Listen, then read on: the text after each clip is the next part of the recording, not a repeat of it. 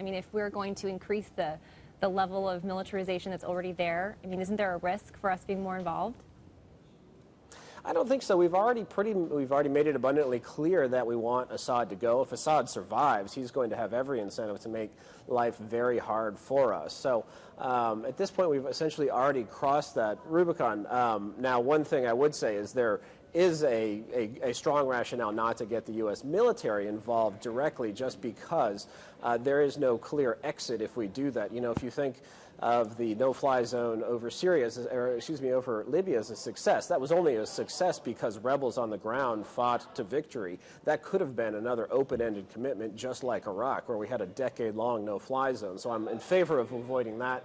But I think providing arms and possibly getting it funded by Gulf nations or Saudi Arabia might be the way to go. I think the administration's non-policy here is obviously very much informed by the fact that we're in election season and they don't want to do anything that's too profound. Do you guys think that the American people are catching on to the fact here that we're not even leading from behind? We're not leading, period. We're just sort of waiting for events to unfold and apparently selectively leaking some things to the media here and there to make it seem like, well, if things go well, we did this. If things don't go well, we had no hand in it. Is that how you see it? I think they're absolutely playing that game. They want to keep it safe. They don't want to have the possibility of making a terrible mistake in the run-up to the election.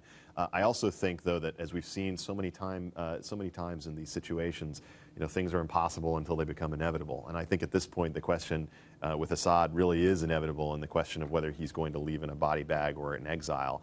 I'm curious, Buck, I mean, do you think that there's any possibility that he takes the exile option at this point, or is this really a, you know, he's gone, his time is limited, he's going to end up in a body bag? I think Assad is not going to go quietly, and I think we've probably seen that play out in a few other countries. But Andrew, I want to ask you, I mean, there seems to be this theory that if things got really bad, if there were sectarian fighting, if there were reprisals, that's when the U.S. would get involved.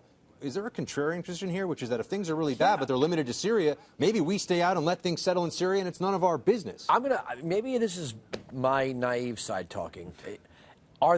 Have we learned or studied or looked to see if there's anybody in the military who's defecting to say that bombing your own citizens there's no honor in that, no matter what military you're serving in? I mean, if anything, if we could see a split in the military where some faction breaks up and says we're not going to fly helicopters and kill people anymore. I mean, why are we going to give them guns? This is such an X factor. And then when it gets bad, we're going to hear, well, we have to go in humanitarian reasons. Well, and then we're going to be mired in again. Well, I think, Andrew, too, you're also speaking to, I think there's general American public Middle East fatigue. We've been involved in the Middle East militarily, through the entire Bush administration, and I don't think the American people have seen a lot of positive results. So my question to you, Christian, is why should we have confidence that U.S. military involvement in this situation is going to make it better?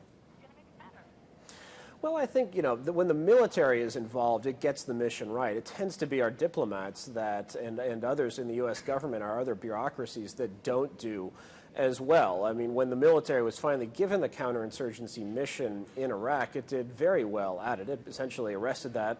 As Buck pointed out, there are still some lingering effects. But given the discrete mission of arming the rebels and of expediting the collapse of this government, the induced collapse of this government, I think that would be better. And also that would fit with the fatigue you point out that the American people have, and this is something we saw on the campaign trail throughout the primary season and still today, that no one wants a new Middle Eastern war. No one wants a yearly no-fly zone. And we do need to focus on bigger threats like China and Iran. But this is, part of that larger threat, at least of the Iran component of that. And so a discrete mission to arm the rebels, light arms, simple arms, would be easy enough to do. It's the soft power that we tend to do very badly. And, going back to Iraq, it was Paul Bremer, the Foreign Service officer who was supposed to be in charge of the soft power, in charge of the diplomacy, that didn't do well. The military did just fine.